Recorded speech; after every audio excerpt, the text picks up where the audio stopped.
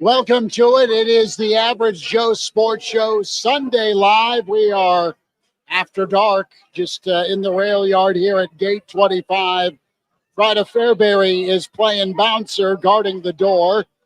Cheers. Elijah Herbel, happy Denver fan, and called his shot on Nebraska, having an easy time against the Jays. Chris Schmidt, and of course, the Iron Horse, Gary Sharp. Sharpie, are you with the ghost of Henry Hill? Close. How about that performance across the street? That was incredible. Nebraska 71-50 over the Blue Jays. A text to me from Carson Schmidt. Wow, this team sucks. That is Carson Schmidt, freshman at Nebraska, throwing shade on Creighton. This may prevent him from ever getting into Creighton Medical School, but I have to throw it out there, fellas.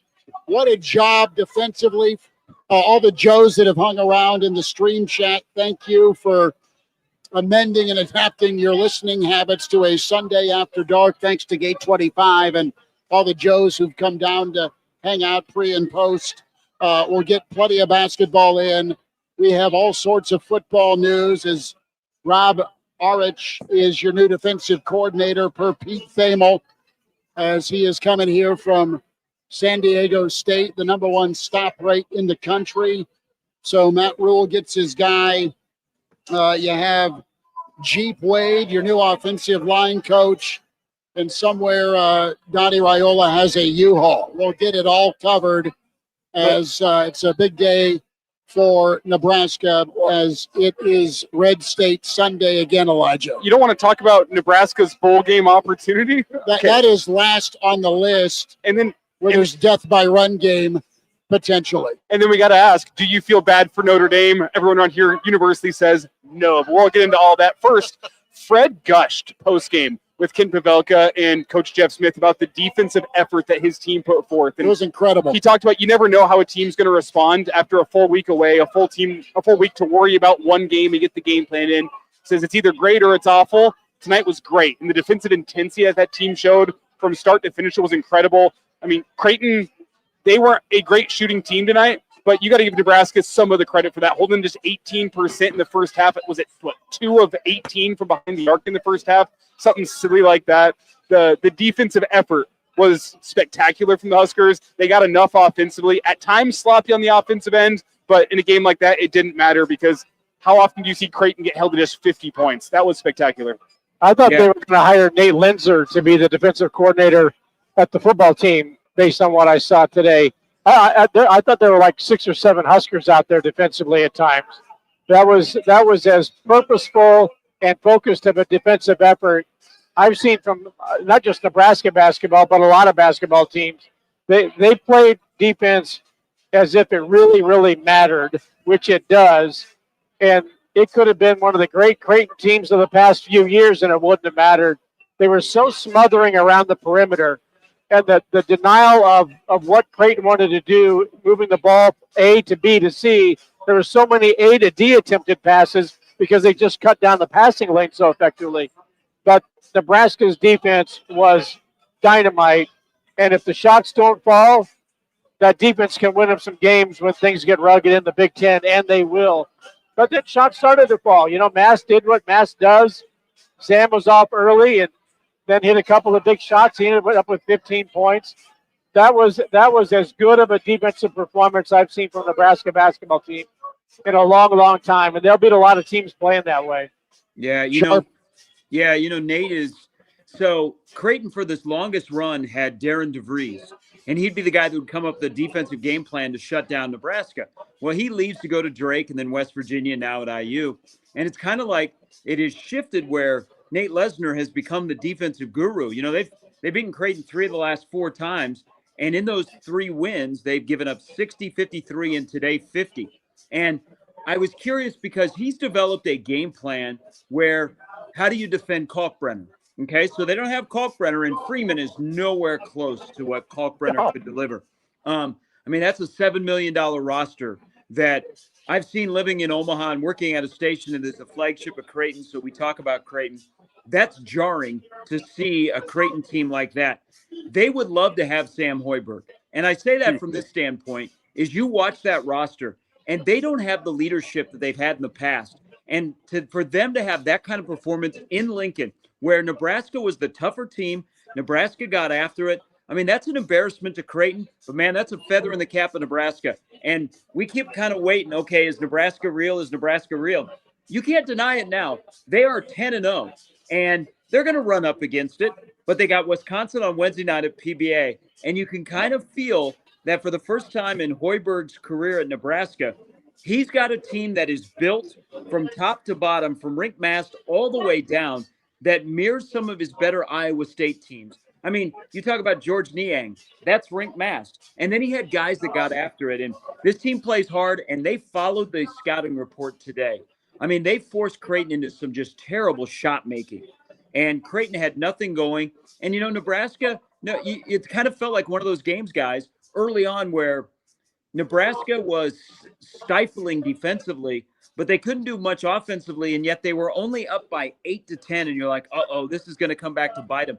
But Nebraska had a run in them every single time, and I think that's a tribute. Nebraska's roster is so much more connected than Creighton's roster is. And I think if I'm Creighton, I'd be calling Fred, and I'd be saying, hey, how much for your son?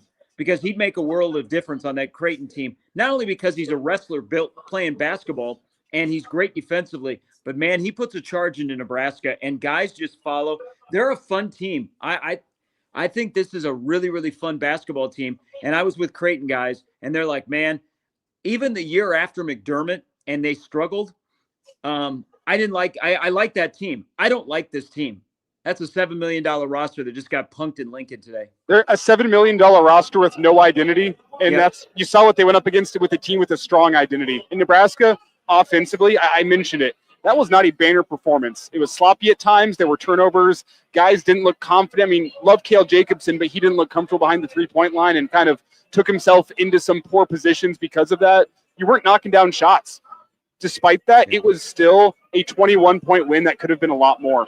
I mean, we worried about this team. What's going to happen if the shots aren't falling, if it's just an all-right offensive night, if they're not putting up 90? Well, we saw it tonight. They locked in defensively, and despite the fact that offensively it wasn't perfect for them, and Fred talked about the fact that there's guys that weren't hitting shots tonight that they believe in. They still have a lot of belief in Burke to go and hit shots. They have belief in Cale Jacobson to be a little bit better as a shooter. But even despite the fact that offensively somewhat sloppy, one of the most comfortable 21-point wins I can remember seeing, just because it never felt like that defense was going to let you down. It felt like they were going to make things tough for Creighton for all 40 minutes. Well, and Bill and fellas, Nebraska kind of finished off the first half with a little bit of a spurt to go into halftime with that 14-point difference. But as bad as Creighton shot, thanks to Nebraska's defense, we were talking at halftime, that lead should have been 20 or more. Yeah. And I was just wondering, all right, Creighton's kind of hung around despite as badly as they shot, 3 of 19 in the first half from three. Do they come out on fire? A lot of times you'll see a team in the second half shoot way better. They'll hit them in the second half if they're not hitting them in the first half. That never happened. Nebraska always had an answer. They had a stop, or they had a timely three.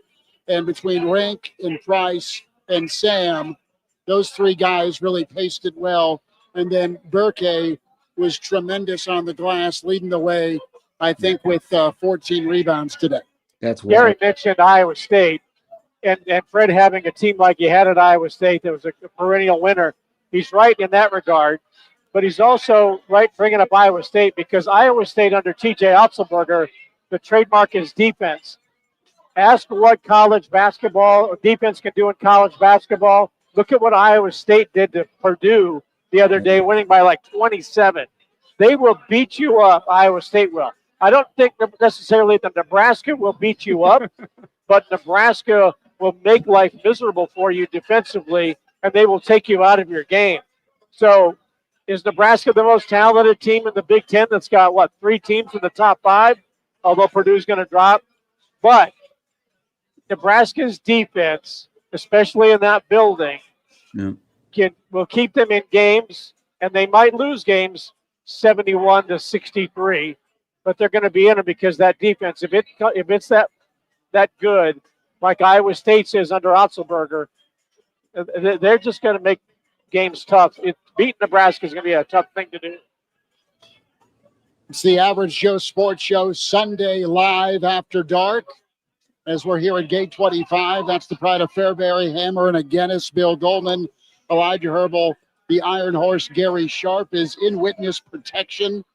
Gary's we're at a good spot. Gary might be at a great spot. It's just a floating head. It's kind of disconcerting. I'm waiting for him to put like eye black and face paint on. It's like he's on some type of surveillance thing. Or... Either. Hey. Yeah. Hey, I think I know her. I think you know one of our hosts. No, maybe I don't. What's your first name? Carol. Hi, Carol. Oh, that's I Gary. don't. Hey, Carol, how you doing? She can't hear you because she doesn't have earbuds on. Gary, you should be here. We could do a little karaoke. What'd you think of the Nebraska game? That was awesome. So fun. Yeah. Great. How far does this team go for Fred this season? Way farther than Creighton. NIT for Creighton. There you go. Carol, what are you drinking?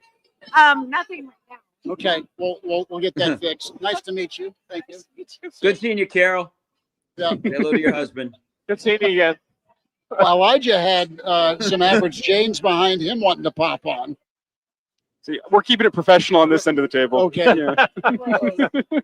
I'm always professional. All right, we'll get some of your stream comments as we still don't know where Gary Sharp is hiding, but it's okay. Tiger Shark says, Schmidt, think of your wife. Don't do anything drastic. We're just talking to people. Like, Gary's the one that you should have been here, Gary. No, I mean, the people are friendly. What? I mean, this is a time to be joyous on a Sunday night. I mean, Nebraska's a volleyball, basketball school. Hey, Nebraska men and women are unbeaten. So, fellas, we'll talk more about hoops. Let's dive into. Wait a minute. They just blew out Creighton, and we're already on to the defensive coordinator and offensive line coach? I'm asking if you want to go there. We don't have to go there yet. That's fine. Do you have more to say on Nebraska basketball? No, they're a very likable team, but they have to move on from this one quickly because it gets real on Wednesday night. Yeah, it's Big Ten play. So this is a great tune-up for what what's coming. And Fred said that was the message from his own team. It wasn't just from him; it was from the team in the locker room today. Is we don't have time to go out and party and enjoy this one. It's get home, get recovered, right back to work tomorrow morning. You get a little half recovery day, half work day tomorrow. Tuesday you're going to get after it, and then Wednesday you got another home game against a good Big Ten team that's been playing really well to start this season. There's no time to celebrate this win. And based on what I know about this team, something Gary talked about earlier, the leadership that this team has from the top, from Sam Hoiberg and Price Sanford and Rink Mast, I don't have any concerns about this team not putting in the necessary preparation this week.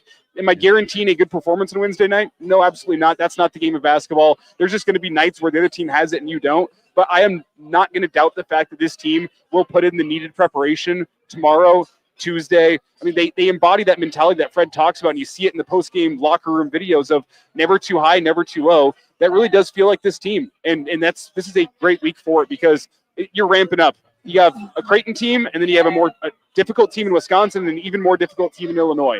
It's a ramp-up type week. You got to be just as locked in on Monday as you are on Sunday night whenever you're playing Creighton. You got to be just as locked in on Friday as you are on Tuesday. It's every single day this week. You have to be locked in because we talked about it. Setting the bar high for this team, but we have high expectations. 2-1 feels like a good week for this team, but you have an opportunity to put the country on notice on a Sunday. If you could take care of business against Wisconsin, an opportunity to put the country on notice of what you can go do on the road against Illinois, a very, very good Fighting Illini team. So with this Nebraska team and their maturity and their business approach, that's all well and good.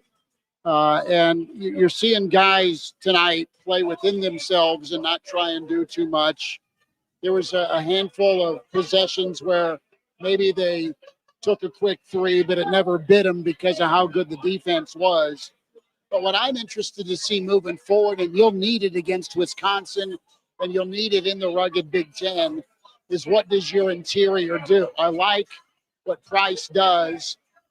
His first couple shots were shot fakes and then drives to the rim. You see Sam dive to the rim a lot of the time. They'll find Rink either on a mismatch or they'll go inside the Rink in the paint. But what I'm anxious to see is if they do it a little more. And you saw Berkey get loose to the rim with a two-man game between Berkey and Rink. That high-low part of things could be real nice for Nebraska in the Big Ten, where you got two athletic guys, but they're physical enough where you can go high-low, and both of them can pass pretty well. Maybe you see more of that against Wisconsin, but you need to see that paint presence grow for Nebraska in the Big Ten. One thing that's really significant is Rink Mass being back and Berkey Buchengel in a more comfortable role. I mean, I think last year either he tried to or there was some unspoken thing that he had to do what Mass does, and he's not. But with Mass out there on the floor, that allows him to be, I think, the player that they wanted him to be. And I know Gary is the president of the Berkey Buchengel fan club. So he would know more about this than me. But just watching him play this year, he looks like he's playing a little more disciplined, but a little more freely because of Mass' presence on the floor, and he doesn't have to do too much. But one thing that a point that I wanted to make is that, talking to our new best friend Sam, this team knows that it has the potential to be the one to get the one, and I think they have that responsibility and they understand it, that there is a season-long purpose to what they're doing, and not just going out and beating Creighton and trying to play well. That they have something in mind that they know they could leave a lasting legacy, and they're playing responsible basketball to that. And so this win today is not going to be one of those, we just dominated Creighton. Now what? They already know what's next. So I think that that's also something that's refreshing to see from the Nebraska basketball team. Yeah, and you know what? They'll probably wake up tomorrow, and sometime tomorrow they'll have a number next to their name. Be ranked going into the Wisconsin game. And, who would have called that 10 games into the year? So they need to keep stacking victories. Now Oklahoma took a bad loss yesterday. I don't know what's going to happen with Creighton, guys. They don't look right. And, the Big East isn't going to help them. But, Nebraska has some wins that would look pretty good on the ledger. But they need to get Kansas State, Oklahoma, and Creighton to play well so it helps them. But I think as Nebraska enters Big Ten play, if Nebraska can keep themselves in that 9-10 spot, if they can get to 500 in the league, 10-10, and in this league where I think the national champion is coming out of this year, I think you're in the NCAA tournament. But how do they deal with success? And something that Bill said, it's a veteran team that has kind of been together since May, where they're like, we know we're good. And now they're showing it. And I think Fred is pushing all the right buttons. I think this is a team that it isn't all Rink Mass, even though it kind of is. They've got so many different pieces that can contribute. They don't need end of the shot clock. Hey, Bryce Williams, go make us a play. As great as Bryce was, they've got plenty of options. And I think Mast is very unselfish. Like, he will choose his spots to go on a run, but he makes sure that the other four guys on the floor get involved. And I think that shows you how connected they are. And back to Berkey. Berkey and I have had some discussions. So Berkey last year struggled a little bit. I think it wasn't good, but he tried to be a really good teammate, and his teammates got on him. I think this year his body is better. He feels better, and they don't rely on him as much, and he knows what his role is. Like, everybody on this roster knows what their role is. And then when their role is not going well, they've got a plan B. Look at Sanford. Today, when they ran him off the three-point line, what did he do? He got to the basket.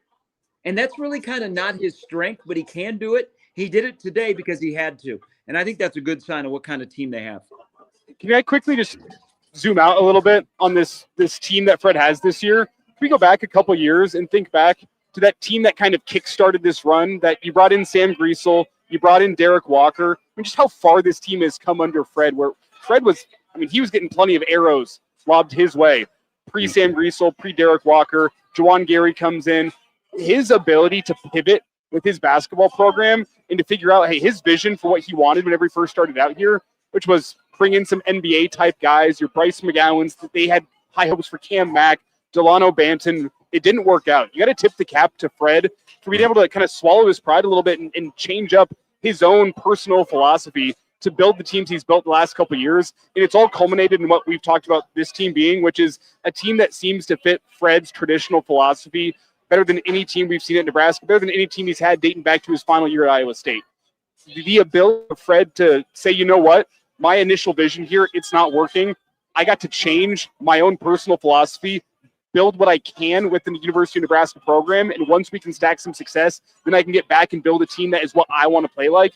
You got to commend Fred for that. And yes, I am kind of in between the lines here talking about Husker football and the big offseason that awaits, because there's going to have to be a changing of philosophy, I think, moving forward with this Husker football team. You made it through year 3.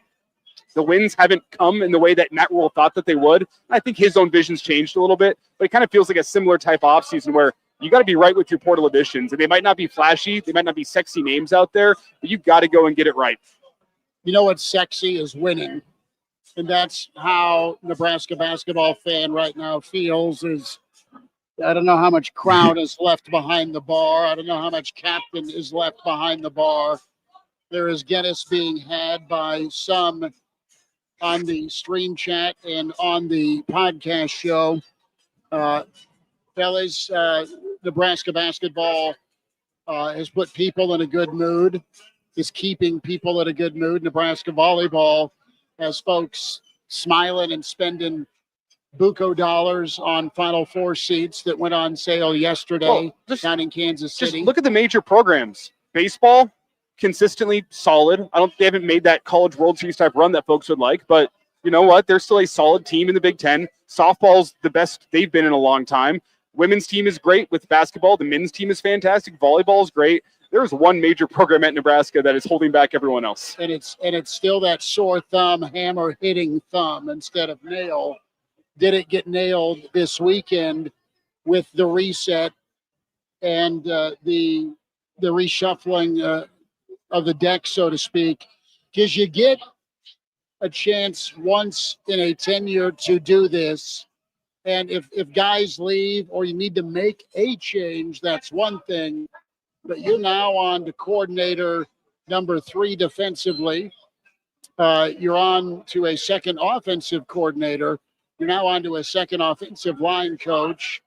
You're going to be on to a second secondary coach. You're on to a second wide receiver coach. You still have a running back and tight end coach that are here and a defensive line coach as we speak that are here.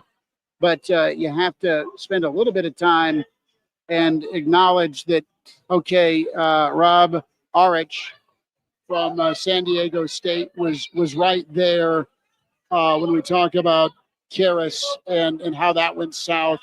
And he went to Syracuse. That was a bad look if you're a Nebraska fan yesterday. But Arri has a ton of pedigree guys as we talk a little football here. Donnie is gone. Jeep Wade is in. Good numbers for Georgia Tech, on the offensive line. And maybe some more moves coming from Matt Rhule as he was courtside today. I got to rewind just 2 seconds and go back because I laid out the major sports at Nebraska and I left one big one out. Husker wrestling, also another fantastic program. I actually had to go back and say that. Mark Manning, before you get pinned. This is the Big Ten, and in the Big Ten, wrestling's a major sport, and Coach Manning's one of the best out there. So want to go back and say that. But does this feel like the question that is going to be asked with Nebraska's defensive coordinator hire moving forward is with Karras? Did he stiff arm you, or did you stiff arm him? I think he wanted to bring his own safety coach in. I think that was the sticking point, and it takes a right type of personality. If there's still going to be Phil Snow as the consultant / big brother looking over your shoulder. Some guys are comfortable with it, some guys aren't. But Arri is somebody that Coach Barnett's big on that we talked to. San Diego State's jump is super noticeable.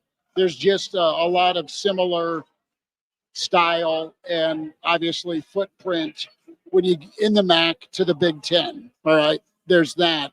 But Arri is somebody that's pretty well coveted. He's a guy that really did well at South Dakota, then went to Idaho and made the jump from Idaho to San Diego State 2 years. He's an edge guy that got promoted. And if he can get pass rush and has the number 2 or 3 stop rate in the country, that's all I need to hear as a Nebraska fan. I think because he's hired, will meet the criteria as a motivator. And his base is 4.2. So you'll run with that. There's an extra lineman. I mean, it's pretty much the same. Yeah. 3-3-5 and 4-2-5 are almost identical defenses. Slightly different with semantics, but in terms of how a defense plays, almost identical. So it's not going to be a major shift from what Nebraska's been doing to what they're going to have with the new defensive coordinator. 4-2-5, Bo Pelini ran that at Nebraska as well. So, I mean, it's pretty multiple. Is there Dejon Gomes coming in the transfer portal? Dejon Gomes, Eric Haig. I mean, that was the 5th defensive back that Nebraska rolled with. They essentially ran a 4-2-5 kind of before it came into prominence. There's minor differences, very, very slight between a 3-3-5 and a 4-2-5. Crick and a Sioux. It's not going to look that different. Yeah. I think there was no offer. We know that Addison Williams is a coveted guy on the staff, and especially with recruits, because recruits over the weekend were talking a lot about Addison Williams, about his importance to the defense. The whole Phil Snow thing is kind of interesting. Is he a mole? Is he a Matt Rhule mole? Or is he an asset to this defense? Because how many positive things do you hear about Phil Snow? It's always like, well, what is Phil Snow doing? But I think this is an interesting hire. This is kind of like a Mike Eckler hire with less Power 4 experience. His rise has been really quick at San Diego State. They made one hell of a jump in the Mountain West last year from where that defense was to what he was able to do. But this feels like very much a Matt Rhule hire of you watch a guy that is up and coming through the system. Like he goes from South Dakota, where he had special teams background along with being a linebacker coach. He goes to Idaho for 2 years. There's a Jason Eck there's a connection here, and we think highly of Jason Eck as a football guy. That Rhule kind of, whoever turned him on to him, he quickly looked at him and he looked at what he's doing in a short amount of time and said, that's the guy that we need. But he is high energy.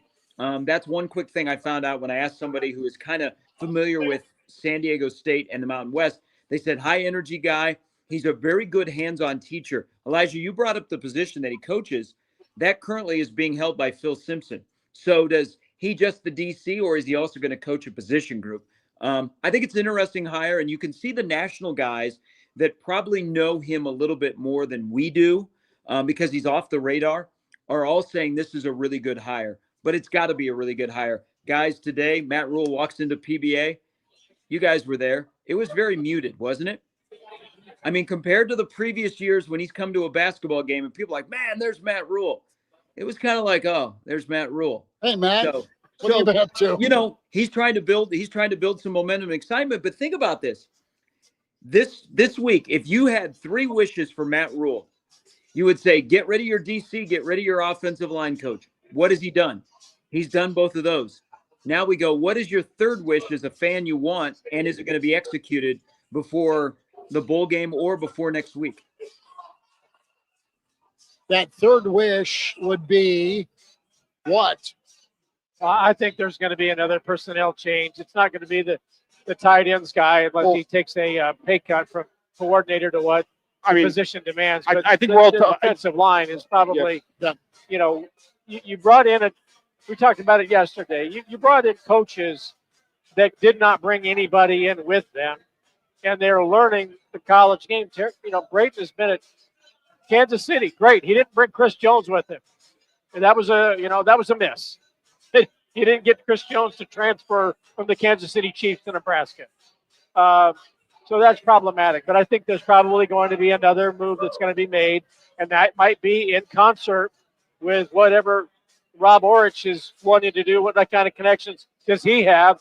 What connections does he have to somebody who could also bring, a few players with him to Nebraska's defensive line? I think there's a little web there that's probably being crafted and fashioned on the defensive side of the ball with this hiring. I think that the hiring of Arri is a little bit to the West Coast, to what Karras is to the east side of the country. You know, up and coming, MAC, Mountain West, and been in the big sky and ready to make that move up. So I think it's kind of an equal thing, although Karras has that lengthy pedigree.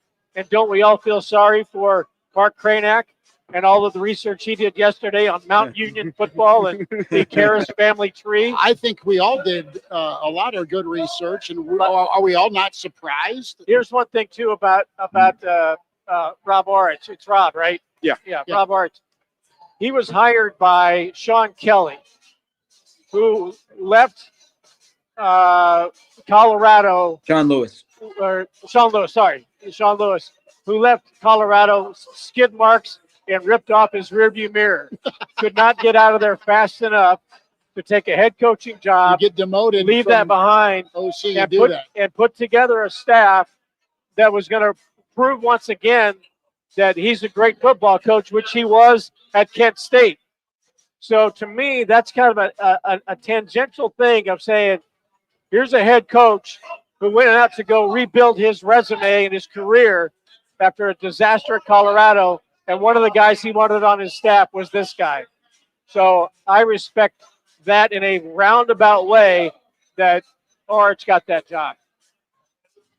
Offensive line hire. Let's talk about Jeep Wade, as his numbers at Georgia Tech impressive, with not only what they have done running the football, but this number was pretty staggering that came out in Donnie Raiola's 4 years as offensive line coach. They averaged allowing 31.5 sacks a season when you do the division over 4 years. One thing to note I know the sack number is going to flash for everybody at Georgia Tech this year.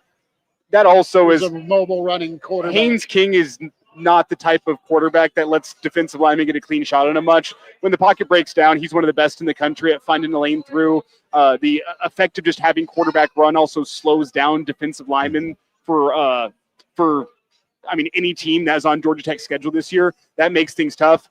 The offensive line's been solid, but let's also qualify that and say the style of offense that Georgia Tech played and the guy that they had behind center really helped with the sack numbers. I'm not minimizing his work as an offensive line coach. It's still a very, very impressive number, but that's not just an offensive line statistic. And I feel like I've been trying to scream that from the rafters all season long. Sacks are not just an offensive line statistic. Your quarterback play and your style of offense goes into that a lot. In Georgia Tech, with their quarterback, their style of offense, it limited sacks, but was it 6 this season? That is still a very, very impressive number. Well, but if you're going to be in that role, and that's where you're coming from, doesn't it kind of lead you to believe that Nebraska's quarterbacks moving forward are going to be that style? Because it is different teaching. You know, you'd love to have an offensive line that is great pass pro and run blocking. But like Pritchett, for example, Pritchett was more comfortable blocking for a guy like Milroe than a guy like Dillon. Now, if you want to be in the NFL, you got to be able to block for both. But if you're bringing in a guy that is familiar, that for the last few years, they've had a mobile quarterback where they've run some quarterback power and things like that, where you can teach that to the offensive line. I think that kind of starts to answer some questions about the way Nebraska's offense is moving forward, whether it be TJ Lateef or, Trey Taylor down the road. I just think, I think it's a smart hire. I think this has probably been in the works for a bit, because he's going to be here to coach in the bowl game. So behind the scenes, you're trying to get all the things lined up. And that once you get it lined up, then you make it public and you say, hey, you're done. We're moving on. But I think this was probably one of those that was decided well before yesterday morning. It is amazing, the timing. And it's almost like you had to make sure you sent the right text first, because they had Jeep Wade hired. Are you in or are you out? Well, but I mean, what's wrong text? They were fortunate that they fired Donovan Raiola, and then an hour later they have their guy. I mean, so something's been going on, obviously, behind the scenes. Apparently, it's between Nebraska and South Carolina for Jeep Wade services, and he settled on Nebraska. It might have been a money thing, but all this was going on, and Donovan Raiola may have known that this might happen, but he did not know that it was going to happen. So when you made sure you fired first before you announced your hire second, if you got that crossways, that would have looked really, really bad. Does that make you wonder what happened behind the scenes with the defensive coordinator situation, considering how buttoned up the offensive line hire was, and defensive coordinators seemed to be Monday he's fired. Now you're going through all the hoops of flying Karras into Lincoln, and it just there's a big dichotomy there between how the offensive line and hire was handled and how the defensive coordinator hire was handled. It makes me kind of wonder what differences there were behind the scenes with each of those processes. My thought process is there were some questions that you didn't get answers to you liked, and you made a move before you had somebody. You thought you had your first choice in Karras, but you had a good second choice right now with the San Diego State hire. And right now it's Arri that is in command. With the offensive line shift, there's two personalities that we need to talk about on each side of the football, and how did that mesh moving forward as the season went on. We got Butler and Rhule's personality together. How did it mix? And then how did Donnie's personality mesh with Dana?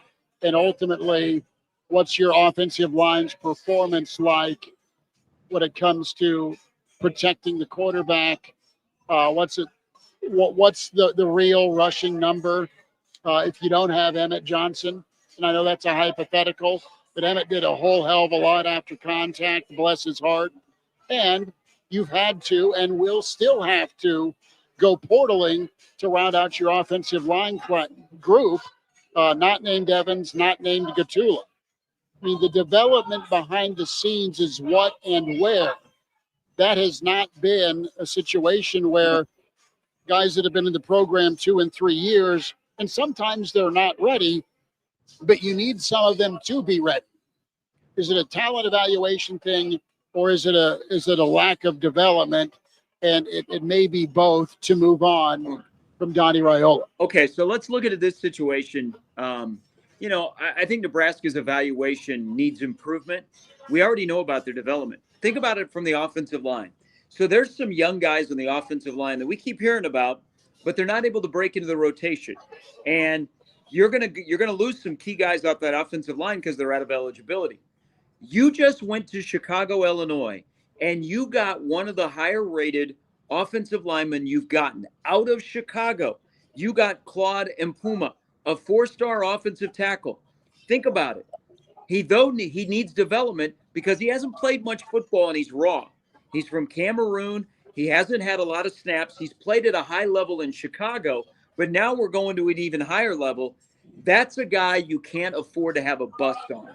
So who do you trust to move him along through the system, that strength and conditioning, learning how to play offensive line, that he is ready to play sooner than later? Nebraska has to, we look around the country now, guys, there are more younger offensive linemen that are getting on the field. I know it's like, hey, get them in, and the old school, they're going to be here for a couple of years, get bigger, stronger, faster, and then we'll unleash them. Well, the clock is ticking once you step on campus. And do you get on the field at the end of your first year or at the second year? But that guy is a prime example of, who do I want to turn this piece of clay over to? Who can get him to the highest level? Because Nebraska needs to start sending linemen to the league. And whenever you look at Nebraska's offensive line performance under Raiola, my concern is not with how the starters played. If you want to be a team that's competing for a playoff, it needs to be better. But I thought through Donovan's time at Nebraska, he pretty consistently had C to C plus level offensive lines. Which, is that good enough to go, again, compete for a playoff? Probably not. Is that good enough to be all right in the Big Ten? Yes, that's where Nebraska has been. They've been all right in the Big Ten. My bigger concern is not with the front five. It's been with the guys behind him. At this point in his career, Grant Bricks should be on the field.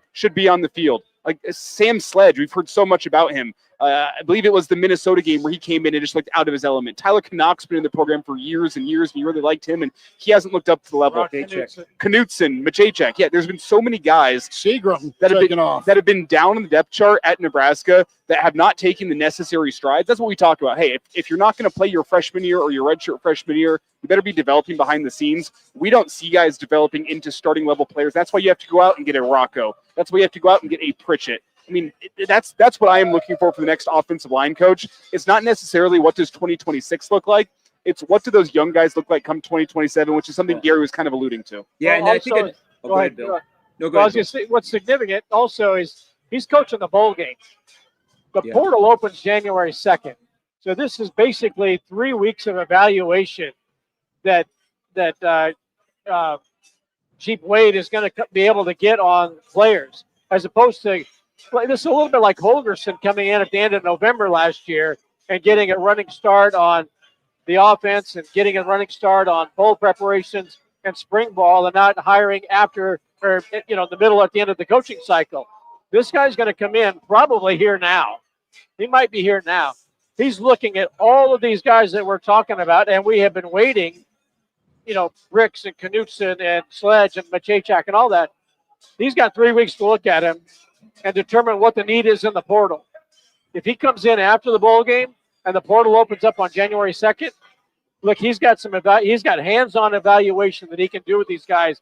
And if he's a good offensive line coach, he's going to be able to evaluate quickly and determine yes, no, maybe we can work with. And I know of some other people that we can get in the portal. Reportedly, there are a couple of Georgia Tech guys that might be interested in leaving Georgia Tech. Okay, that would be great. And maybe they come here. But getting them here and coaching in that bowl game is a significant thing for Nebraska going into portal season. Yeah. I think what they need to do on offensive line, your best player and the most developed through the program can't be your centers. Nebraska's on a really good run of good centers. Juergens to Ben Scott to Justin Evans, who I think is probably one of Dom's best projects, or Donnie's best projects, of a guy that got here that has turned into a really good player. But we don't ever talk about centers because Nebraska's had good center play. Well, that's nice to have in the Big Ten, but there's 4 other spots on the line. What I would hope Nebraska does moving forward is they've got to stop this having guards play tackle. I would love to see them move Gatula to guard next year and go get a bookend with Pritchett. But Nebraska needs to be able to get, and this goes back to Impuma, kids that are tackles, they need to be able to play tackle. Nebraska can't have guards that go and play tackle in the Big Ten. So that has to be evened out, and there has to be a plan to move guys through the program, get them on the field sooner than later. And also, the one thing, Donnie would have his moments in recruiting, not enough of them, but they have enough young guys that are in the program, whether it be a Tamua, where's he going to play? Torres, where's he going to play? They just need to define roles. You're a tackle, you're a guard, you're going to play center instead of, okay, we need a center this year, let's just move a guard there.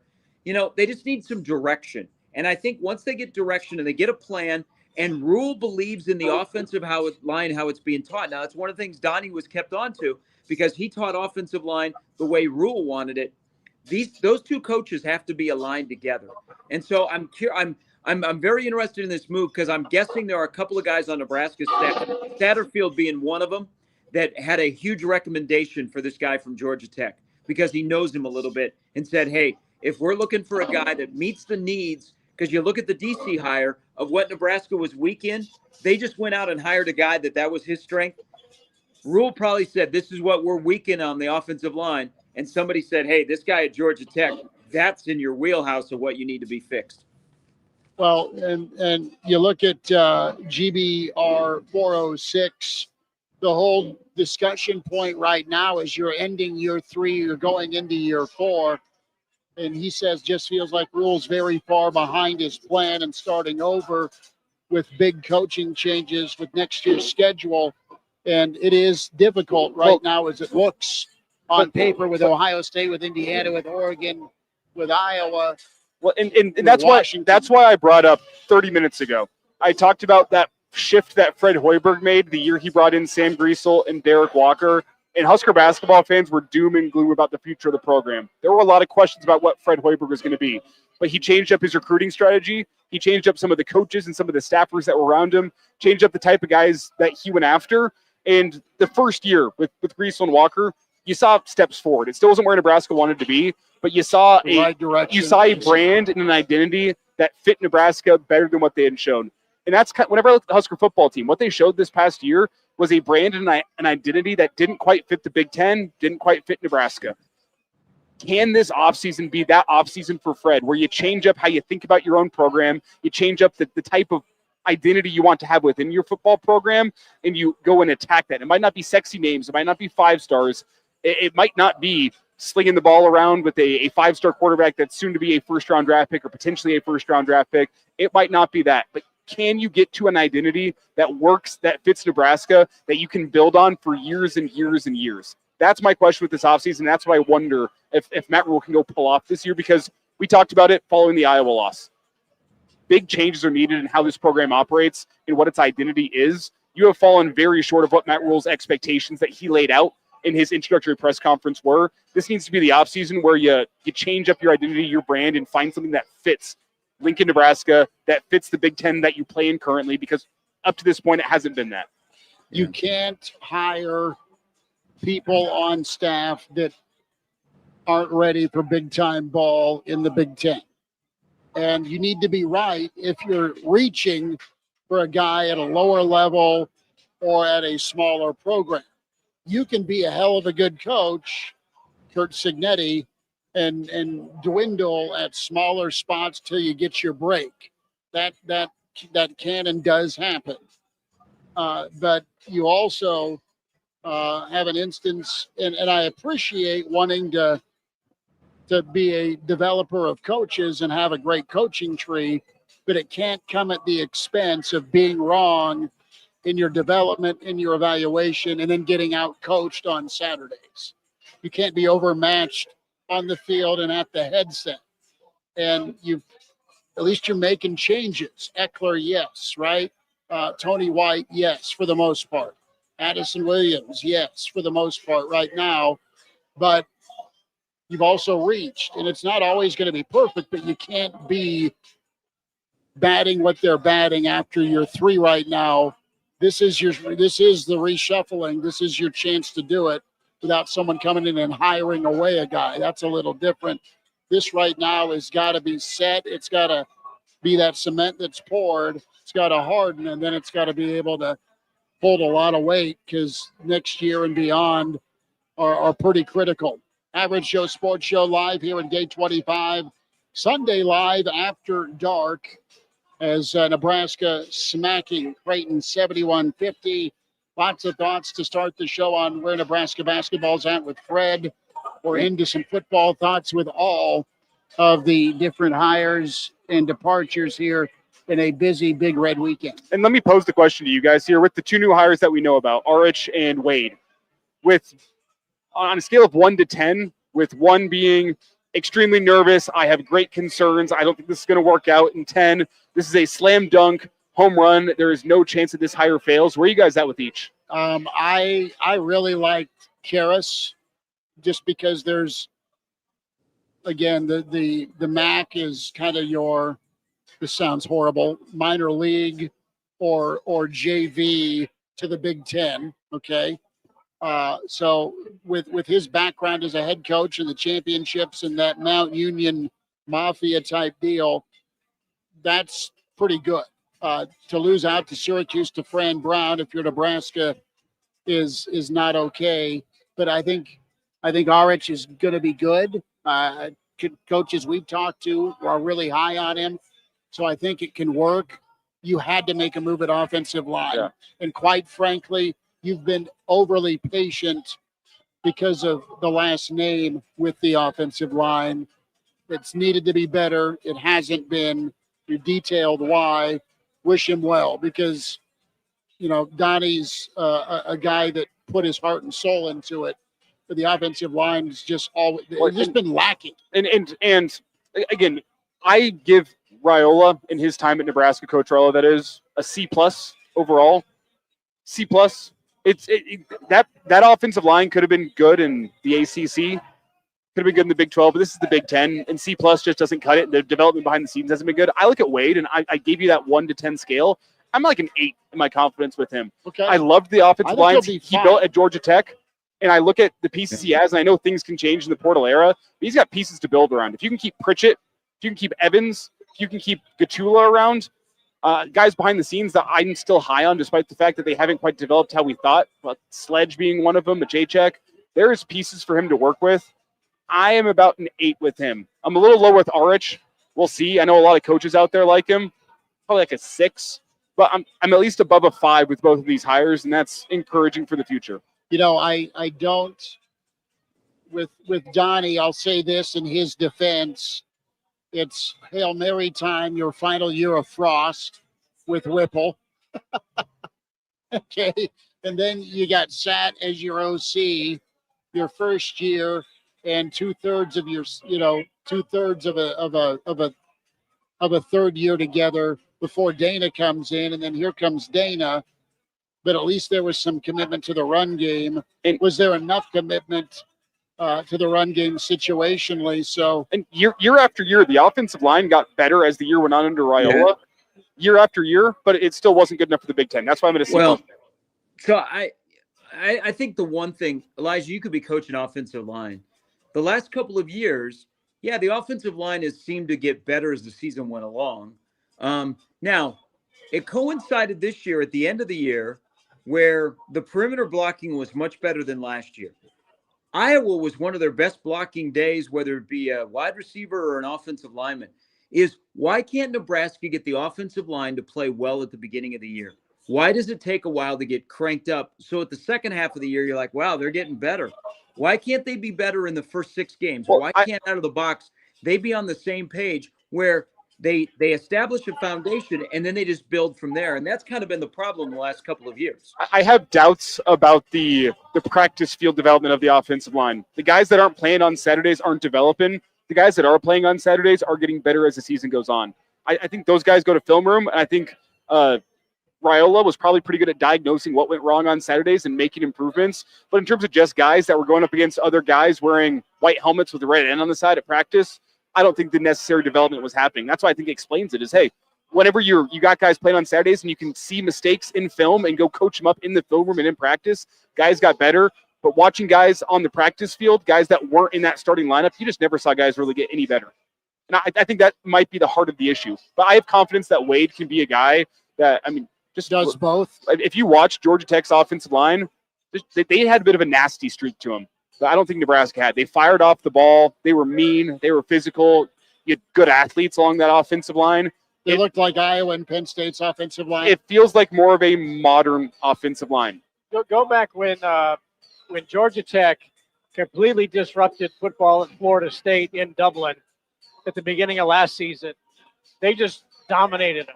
They ran the ball at them, threw them, over them, crushed them.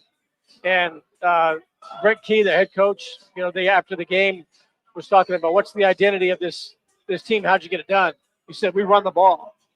So you run the ball. If you want to run the ball, that's going to be your identity. Granted, you've got a pretty good quarterback, but you got to have a great offensive line. So I kind of go back to the San Diego State coach and Sean Lewis. This is going to be my identity, and this is a defensive coordinator I want to help me do this.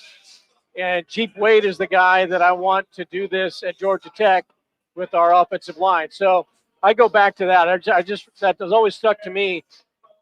Georgia Tech's performance in that game. Now, Florida State ended up being terrible. But about the hires, Matt Rhule is still the guy who hired Garrett McGuire. And there's times when he does things when it's like, I'm the smartest guy in the room, and I know what I'm doing, and you don't. And you look at that and go, that was not good. There was nothing that he brought to the table other than enthusiasm and a relationship with his dad. Tony White, he gave him a chance, and Tony White, I think, was more than serviceable, probably a B hire. But, taking a chance on Terry Braden, it doesn't appear as though that's worked out all that well. He kept Donovan Riola. Did he do that just because they wanted to get back into good graces with the family to get the 5-star? Okay, that's a conspiracy theory. We can study that for years on whatever Zapruder film comes out about it. But there's not been where you go, wow, this guy nails every coach that he hires. And sometimes it is, I'm smarter. And yeah, he is. Look, he's the football guy. And he's figured out a way to make $9 to $12 million a year.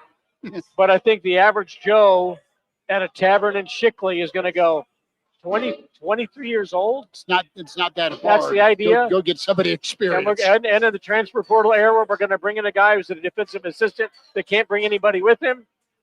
Well, and, Addison Williams, though, appears to be a great hire. Okay, so you give him that. But there's one note here with this, Bill, and we just got this tweet in from Lyle Harmon. So hats off to you, Lyle. It's Coach Arri. He brought a defensive line coach with him from Idaho to San Diego State. That would be David Lose. Came with him.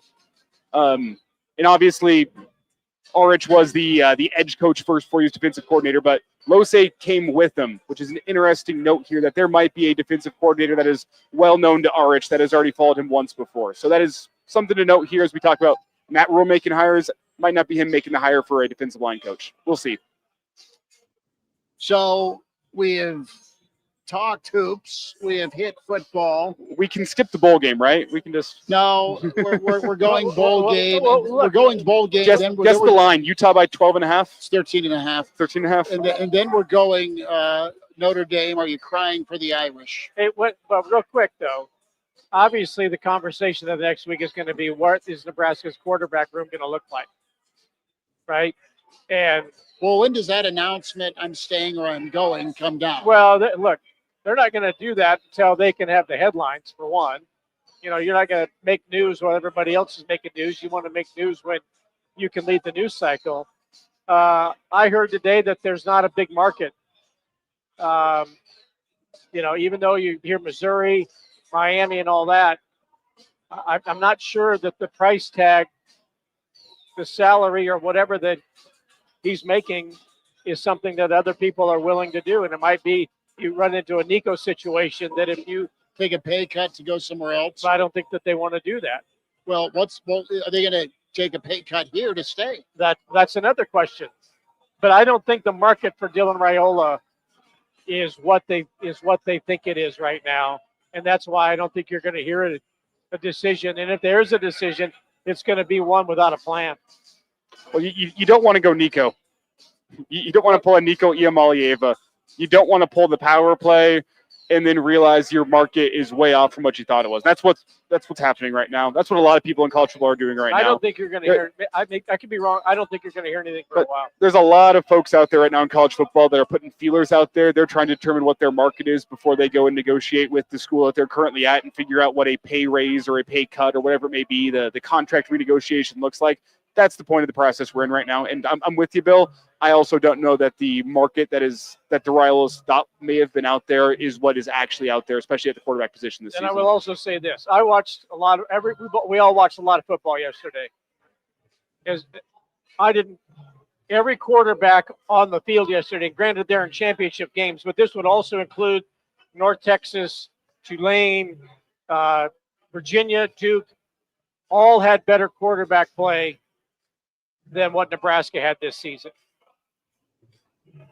All were better. Yeah. Made throws, made plays with their legs. They were dynamic. They were headaches on third down. Sharpie, a thought on, Nebraska and their coffers here as we're a month away from portal season.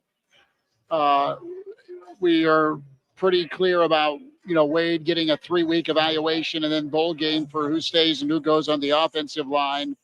You'll need that defensive line wise as well with the new defensive coordinator. And then with the quarterback spot, what do you believe? Oh, you were offering me a sip for a second. I want to prove that we're here together for the first. About the quarterback situation here moving forward. Anything well, else? They can't pay two guys. I mean, that's kind of where they're at because they got to spend some money, some heavy money in the trenches, and that's not going to come cheap because they can't just spend to be supplemental if you're going on in the trenches. They got to find guys that are starters from day one. So, you know, I mean, the whole family thing, it's about leverage. The fact that we're having this conversation answers anything you think about the quarterback room. Hello, Mr. Latif. Welcome to the new era. But you know, there's so much oxygen that has been sucked out of the program by one last name, and not bad, not good enough, but you have to find a way to move the program forward. And I said this on my show the other day, is if your first thought after Nebraska won at the Rose Bowl was, hey, I wonder how Dylan's feeling, you're doing it wrong. Okay? You should have been like, Nebraska won the game. They won a road game. Hey, we have a chance to win 8. We have a chance to win 9.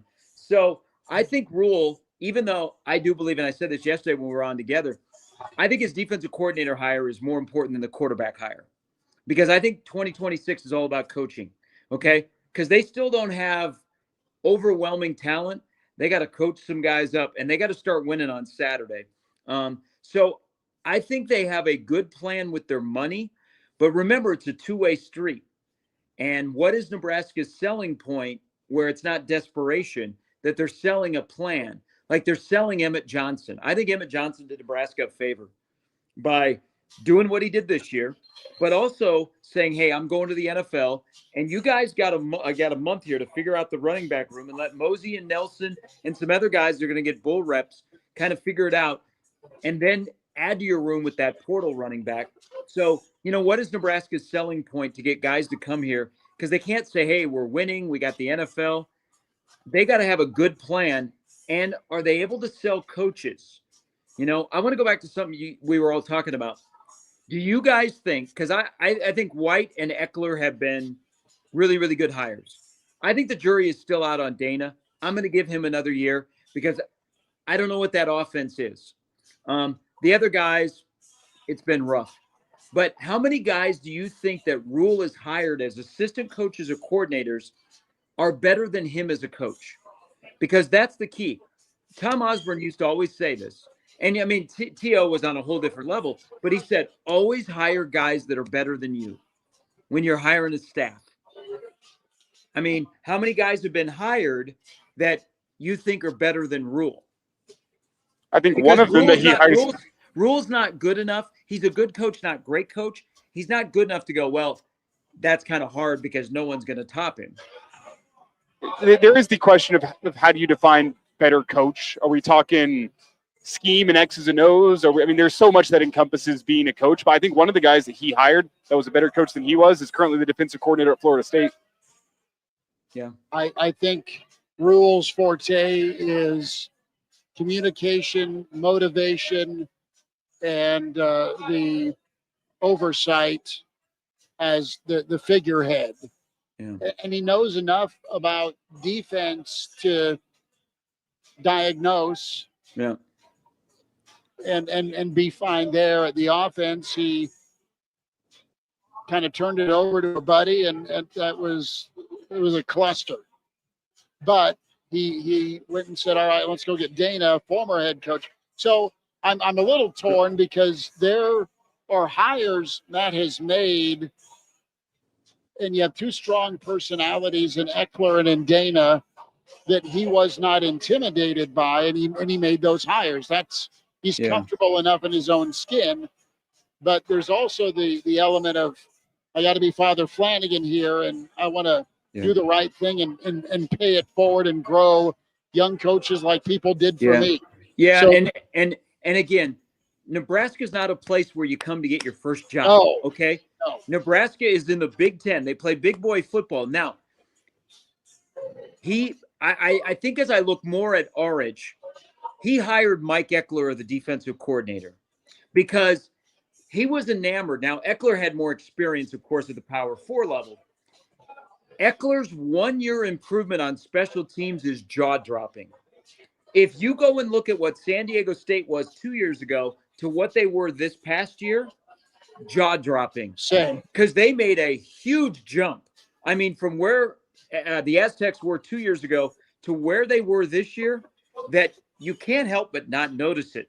And so you're thinking, If Eckler can do that when we bring him here, do we have another guy, because next year is vitally important, that in 1 year can make that significant of a jump? Because kind of offensively they did it, but not to the extent to get over the hump and score a lot of points. So I think and his personality, he's a high energy guy. They may have said, man, we hired Eckler to fix special teams. Is there an Eckler out there that is highly thought of in the business, but maybe doesn't roll off your tongue? Who is that guy? And they may have found that guy today out on the West Coast. Because he is a fast riser. Everything you hear that people have interacted with him, they're like, this is a guy when he talks ball, but when he coaches his players, you know that he's going places. Like he gets it and he can relay the message. That's the problem with the defense last year. Butler's relaying of the message from all three levels didn't resonate. They need a guy that can communicate with defensive linemen, linebackers, defensive backs, and also communicate with his position coaches. So everybody is on the same page. And you know what? And then guys are held accountable. They need a communicator. And this may be the guy that fits that box. And that Rhule, it might not be a Justin Wilcox. It might be a guy that Rhule said, this is what we need. Where's that guy? He found it with Eckler last year. Did he find it with his DC today? Needs to be that type of find. Guys. Well, the one thing that I'm curious about is the talent evaluation side of things.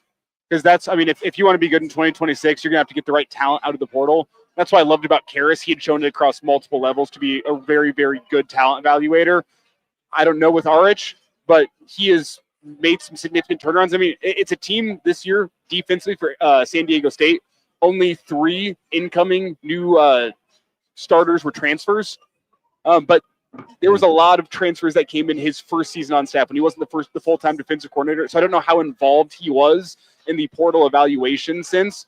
But they built a very solid defense. That's the one question I have for him. Can he go out in the portal, evaluate what he needs, and get the guys that he needs for this defense for 2026? Because there's going to be, I mean, even more on the defense and the offense, and specifically that defensive line, acquisitions that need to be made that could totally change the game for the defense. Well, and the other part of this is, it's one thing to, all right, this guy looks the part, great, go be the part. The other thing is get him to go play the part. Yeah. And as a coach, can you get out of him that untapped ceiling? That's the thing, is you've not had guys reach their ceiling or get the consistency they need. Can he get, if you keep Winery to be a psycho off the edge, can you get Riley Van Poppel to be what he's supposed to be finally for 58 snaps a game? What about Keona? What about Linhart? Go down the list of your front 7. You need that through acquisition, but also through retention to be playing like that first defense did with Tony White. Do you guys think, though, okay, so Nebraska has to go portaling, and they have to do it in the trenches, offensive line, defensive line. They got to go get a running back. They're Nebraska, so they're going to get a wide receiver. But the more I think about it, and listening more to what Rhule said the other day, yeah, they got to go to the portal. But I think Rhule truly believes on the defensive side of the ball, they were so poorly coordinated that there's enough talent there that they have something to work with. I think they have some things to work with, but they need some spices. They need some seasoning. They need some help with the entree. Well, they all, like who is like a new defensive coordinator? I will be fascinated to, and he will, I mean, I'm sure it won't become public, but you can see by their actions, like a new defensive coordinator, what they think of and what they do with Rex Guthrie, because Rhule loves him. Okay. But we didn't love Rex Guthrie's game as the season went along. He was in a blender and he really struggled, but they never took him out of games. Buford never came back on the field. Caleb Benning never came back on the field. So a new defensive coordinator, do they say, oh man, I don't think this guy's playing the right position? Or does he look completely different? Some of these guys that look lost last year, do they look different under somebody else that's coordinating them? Well, and with Guthrie, there were some moments that he looked okay, but it was a struggle in coverage for sure. But he's played far less football than the senior that was making a lot of mistakes in run fit and just not tackling. So you went with the young guy at some point of the year. Well, a question that I think might not have answered until 2026 and really through the portal period of January as well, was Nebraska's defense in 2025 someone trying to make a meal out of ingredients you got from the frozen food section aisle at Walmart? Or is this some guy trying to make a meal that, hey, they just didn't go to culinary school and they had all the ingredients in front of them, but they just didn't have the expertise to go turn that into a Michelin-starred meal? That's what I don't know. I don't think they didn't go to chemistry. I think Butler just did not fit. Might have been a great secondary coach for that season, and yeah, his players loved him. But I think that there had to have been something toxic, and maybe not. That's such a negative thing, but to say toxic, but I don't think that there was an understanding after spending all that time in the NFL and your ego getting used to being in the NFL, that these are the kinds of players you deserve to be coaching. That coming back to college and then coordinating and not having the patience or whatever, and then not having chemistry with the head coach maybe and who's this consigliere that keeps floating around? Who's this Tom Hayden that keeps showing up and going back to the guy behind the wooden doors? I just don't think that there was. I don't think the environment was there for anybody to succeed in the John Butler era of Nebraska's defense. He might have been a great secondary coach again this year with Nebraska. Just give me my guys, and I'm going to be in my room, and I'm going to do my thing, and I don't have to worry about everybody else. He wasn't happy just being that. And college, right? But I don't think he was happy in college. I think he wanted to coach in the NFL, and it just seemed to permeate how he treated people in press conferences. Like I'm just doing a job.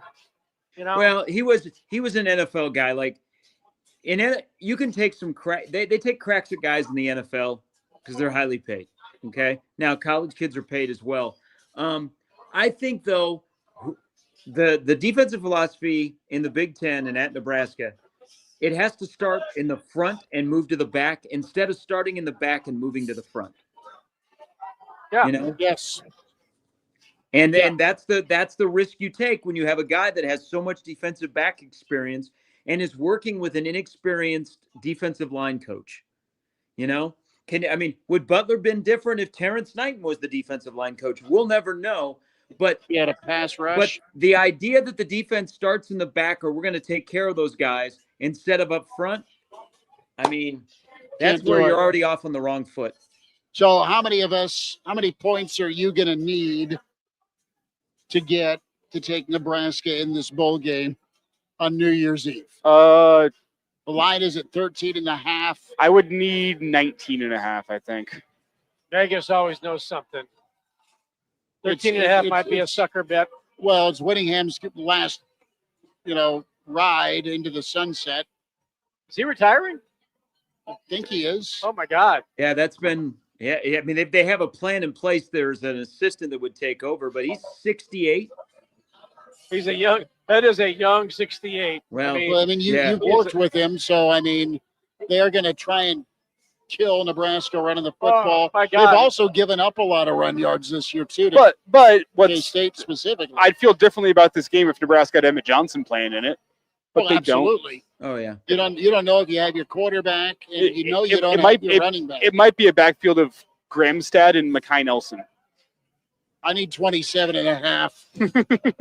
if Kyle Whittingham is retiring, they all of Utah will try to be at the all of alcohol consuming and nicotine and Vice Utah will be in Vegas. The Must will be there. The mighty Utah student section. People think Nebraska travels well. If that's his final game, it'll be an emotional deal. He's a great coach. He's a good guy. He's a very private guy. I had great interactions with him and did a ton of Utah games. But he is 100% a football guy. He just Had that gig since Urban left. the persona that he has is just like, that's what you carve a football coach into when you've got the mold is Kyle Whittingham. And if he steps aside, You can't get drilled a third straight game, fellas, I if you're tried to get Nebraska. Notre Dame to take our place. Yeah, the other element here is you don't necessarily know 100% of what Utah's going to bring to the field. If you're not in the college football playoff, Yeah, they could be. I mean, we thought Boston College was going to be an all right challenge in a bowl game. Most of the team that you played last year was the team that went, I think it was 2-10 for Boston College this year. You don't know what you're going to end up getting. I don't think Utah's probably going to have a rash of opt-outs and guys going off to the NFL, but I haven't deeply studied their roster because if you're not in the playoff anymore, who really cares about the bowl game? I know it's fun. It's one more opportunity, but bowl games in 2025 are dying, and it's evidenced by Notre Dame opting out. They didn't make it in the playoff. What are they going to do? We don't care about a bowl game.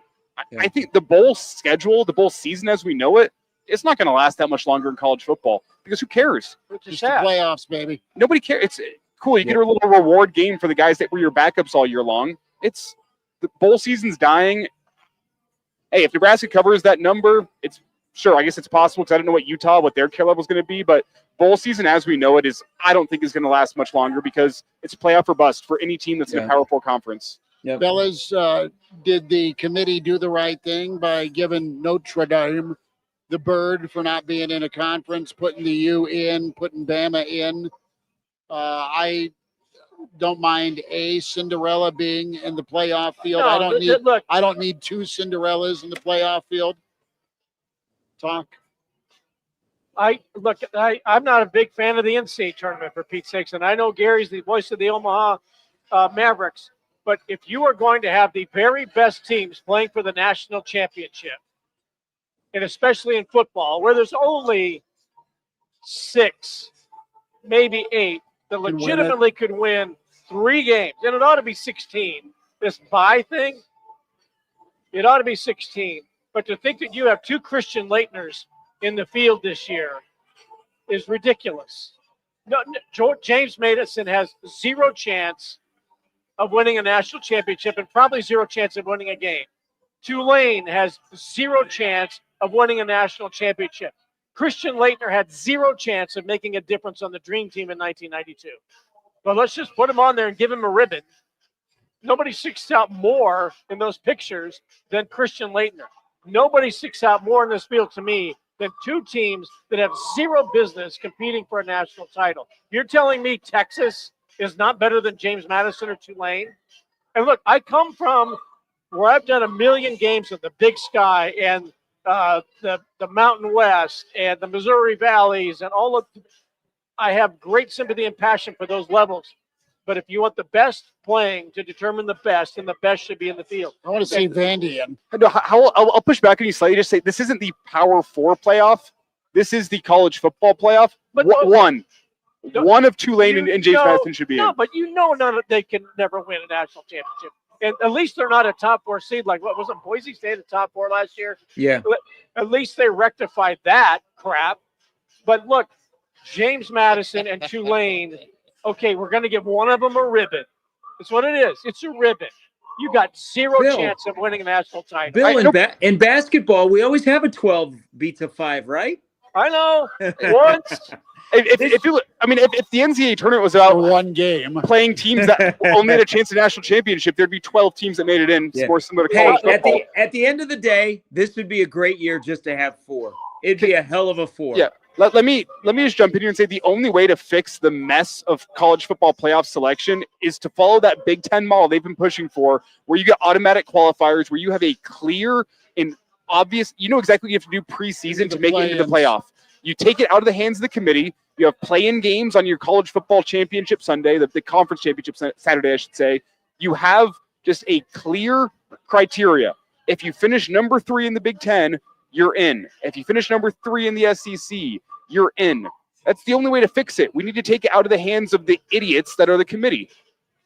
It's because they pick and choose what metrics they want to use to justify their decisions as opposed to using the metrics to make the decisions. BYU got screwed for losing twice, but Bama's okay. They won in Athens. I mean, it's inconsistent. Gary, Notre Dame is ranked higher than Miami in every single college football playoff ranking up until the final day. but And you you go, had the buffer. But if you're telling me that the 12 best teams in the country, even if you had the field of 16, and I know Tulane is up there, but the legitimate 16 best teams in the country would include Texas, Notre Dame, Vandy, okay, and not two teams getting ribbons. They do not belong. Are you happy or sad, Sharpie, with the Irish? Well, I mean, everybody's saying, well, you should join a conference. That's what this is. DEFCON to do it. They chose their independence, and depending on teams, in the future wanting to schedule them or not, I think will move them towards staying or moving. They still have a built-in advantage. At the end of the day, the way the field played out with some results yesterday, you knew it was going to come down to head-to-head. I mean, you had to pursue. So a couple of things. I don't think that's why Miami made it in. I disagree that Alabama not falling a spot or two is wild. But the committee set you up last week. Okay. They should do one committee ranking in the middle of November and then the final one today. Okay. But because it doesn't look like they're real transparent. You can see what they're doing. There's an influence going on. But it finally came down to head-to-head because you can't – I mean, conference championship games are about to go away. They would have gone away right after this year if Alabama doesn't make it. Yep. And you can't set a precedent where head-to-head doesn't matter because if that's the case, if head-to-head doesn't matter, we're going to get garbage schedules, okay? We're going to get these garbage schedules. And another thing about the playoff is we have 2 rematches in the opening round. I mean, come on. That's frustrating. Can I say I'm looking forward to Miami A&M, though. That'll be good. The head-to-head is not why Miami made it in. Miami made it in because the College Football Playoff Committee said we need a team from the ACC. Yeah, Duke screwed everything up, so you better put somebody in from the ACC. And this is my point I made earlier. It's not about the metric. Oh, the head-to-head's why Miami made it in. That's not why they put Miami in. That's how they're defending their choice to put Miami in. Whenever you use the metrics to defend your choices, but whenever you use the metrics to defend your choices as opposed to use the metrics to put the right teams in, that's when I have a problem with the committee. We've seen that now, back-to-back years. They are using the metrics to defend their choices and picking and choosing what they want, as opposed to using the full list of metrics out there to make the correct choices. Well, if that's the case, they bailed out the ACC because the ACC didn't have the best teams playing for the conference championship. No, it was a cluster of. Well, and why is Bama in? Because they don't want to screw over the conferences and get rid of conference championship weekend because nobody's going to want to play in a conference championship game if Alabama got bounced for playing in it. ESPN has the college football playoff. They're partners with the SEC, and there could be a horse's head in somebody's bed from the Mouse family of networks if they would have left Alabama out of the SEC. I know that the committee has a chairman who, in this year they had 2 different ones because Mac Rhodes got the Ziggy. Can Dannon talk about this? Dan and Mike Riley are in the room. Can Troy Dannon talk about now that it's over the process? Like, probably on a Wednesday night. But I wonder if he is. I mean, because it'd be interesting to hear what he has learned and how that applies to Nebraska. Or is the playoff committee? They have Omerta. Silence. but that's the problem. There's no transparency. Yeah. Okay, you don't know what the vote is. You don't know how it all goes. I don't know, man. Because then it seems like they get to the next to last week of the rankings, and they set it up so they can protect themselves, and that's what they did with Alabama. And if Notre Dame, I don't think is ever going to get into a conference, but if they were going to do so, they go, all right, we're going to go to the ACC. That looks pretty winnable every year. That's totally their. That's where they got all their other teams stored. So we'll just go to, we're going to go to the ACC. We'll get ESPN money. Now, NBC is going to say we would really like you to go to the Big Ten because we have a contract with them. But if Notre Dame thinks right today, which they don't, but if let's say they do actually feel pressure that for us to get in, we've got to be in a conference, they'll join the ACC. I just figure we can win that every year. Well, do you guys see what Ross Dellinger reported today with Notre Dame signing a deal with the college football playoff that says if they're ranked in the top 12 beginning next year, they're guaranteed a college football playoff berth? Oh my God. Yeah. What? Jeez. What? It's a mess. It's a mess. And the only way to fix this mess of a situation that you've put in is, I'm telling you legitimately, to follow the Big Ten model and to have clear expectations. This is how you make it into the playoff. Finish top 4 in the Big Ten, you're in. Finish top 4 in the SEC, what do you you're do? in. What do you do if you're Notre Dame, though? Do you have to join a league to be part of that Well, I think auto bid deal? the Big Ten setup was there was still one at-large team. It was correct me if I'm wrong here, right? It was 4 from the Big Ten, 4 from the SEC, 2 from the ACC, Big 12, 2 from the ACC, which puts you at 12. And then was it highest ranked group of 5 conference champion, and then there was 3 at-larges, and Notre Dame could get into the 3 at-larges. That's the solution. The SEC and the ACC hate it. That's the solution. You need to have a clear expectation for every single team. Whenever they're at media days, they need to know this is how I make it into the playoff this year. and what I want is more good non-con matchups. Those are all going away right now to keep everything protected. And if you have automatic qualifiers, you get your good non-conference. Texas has the argument. Well, we went and played Ohio State. We got beat. Texas is a much better team now. I think Texas is easily one of the best 12 teams in the country right now. Certainly better than Tulane and James Madison. But they have a loss at Ohio State at the beginning of the season. They have a loss at Florida. I know. Mississippi State took them to overtime. I got that. But look, they lost at Ohio State at the beginning of the year. Why do that anymore? Well, the thing is with these 3 teams we're talking about, Texas had the best overall win with that win over A&M. That was the best win of any between Miami, Texas, and Notre Dame. Texas had the best win. Best wins Bama at Georgia. They're not one of the teams. I'm talking about Miami, Notre Dame, and in Texas. The 3 teams that had arguments to be that last spot in. And I don't think Bama dropped in that. So I'm just talking those 3 teams specifically. Texas had the best win. Notre Dame didn't have any bad losses on their ledger. And Miami had the head-to-head. They all 3 of them had an argument to make it in. And the committee was just going to use whatever metric that they wanted to use to defend the choice that they made. And they weren't going to leave an ACC team out. So, you know what matters this year? The head-to-head matchup. You know what's going to matter next year whenever they make their choices? Well, that team had the worst loss. We couldn't put them in. They pick whatever the hell they want to just defend their choice. It's terrible. It's always got to be, head-to-head's always got to matter, I think. Guys, as we wind it down, as it is Average Joe Sports Show Sunday Live After Dark, we're here at Gate 25, proud of Fairbury's Bill Doleman, the Iron Horse Gary Sharp in witness protection. Sharpie, are you all right? Oh, you're watching your Chiefs. Yeah.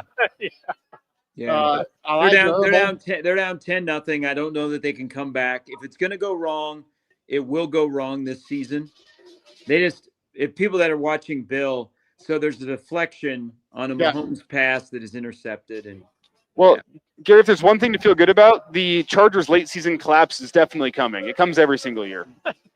Thank you, Elijah. I appreciate that. Go Patriots in the AFC. You son of a bitch. A word to describe Nebraska basketball after the Creighton win. The Big Red are 10-0. We always do this after the post-game football extravaganza. But a word to describe Nebraska. Fun. Okay. I'll keep it simple. Fun. Focused. Okay. Yeah, that's 2 F's. I was thinking focused and purposeful. I think they've got a purpose and a mission. I think that they played the game with purpose today, and that was to dismantle and demoralize Creighton, and they did it and set themselves up for the conference. Yep. Getting that win. I think purpose is good. I think fun and focused are really important, but I'm going to keep with the 3 part of this F party, and that is fearless. They weren't scared. Snitley. Yeah. Snitley says white is the word. Hey, but they're exciting. Nebraska fearless against Creighton. We gotta ask Sam about the Exciting Whites moniker next time we have him on. What do they think about that? Fans in Boston love Nebraska basketball. Wow. I think so. Like and subscribe to the Average Joe Sports Show. Do so on YouTube. Find us on Twitter, AJ Sports Radio, AJ Sports Pod. Find Gary and Matt, of course, weekdays 6 to 10 with 1620. Gary and Matt show. Find myself. On a station that carries Creighton. Whatever happens, happens. It's all good. Must listen to radio tomorrow morning from Gary Sharp. Yes. And find us 4 to 6 KFOR locally, Lincoln, and our Average Joe affiliates around the state.